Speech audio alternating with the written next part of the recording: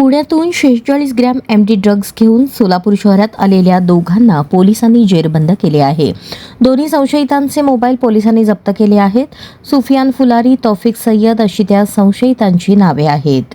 दरम्यान एमडी ड्रग्जची किंमत प्रतिग्रॅम 3 ते 5,000 रुपये आहे. सोलापूर शहर जिल्ह्यातील काही जण हे ड्रग्ज सतत घेतात. एमडी ड्रग्ज पुरवठा करणाऱ्यांवर सोलापूर शहर ग्रामीण पोलिसात 3 वर्षात 4 ते 5 गुन्हे दाखल आहेत. आता सोलापूर शहर पोलीस ही साखळीत शोधत आहेत. सुफियान हा मूळचा बुरहाणपूर तालुका अक्कलकोट येथील रहिवासी असून तो यापूर्वी ही ड्रग्ज घेऊन सोलापुरात आला होता अशी माहिती जेल रोड पोलिसांनी दिली. सोलापूर ग्रामीण व शहर पोलिसांनी यापूर्वी देखील एमडी ड्रग्ज घेऊन आलेल्यांवर कारवाई केली आहे.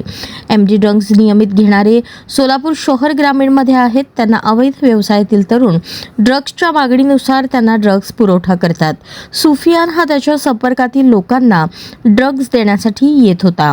बुधवारी 22 एप्रिल रोजी जेल रोड पोलिसांनी सुफियान व तौफिक या दोघांना अटक केली असून त्यांना न्यायालयाने रविवारपर्यंत पोलीस कोठडी ठोठावली आहे. यातील तौफिक विरुद्ध पुण्यात खुनाचा गुन्हा दाखल असून तो पोलिसांच्या रेकॉर्डवरील गुन्हेगार आहे. तर सुफियान हा मूळचा सोलापूर जिल्ह्यातील पण पुण्यात चुलत भावाकडे ट्रॅव्हल्स व्यवसायात कामाला होता. त्याला सोलापूर शहर जिल्ह्यातील माहिती असल्याने तो नेहमीच सोलापुरात येत होता अशी माहिती समोर आली आहे.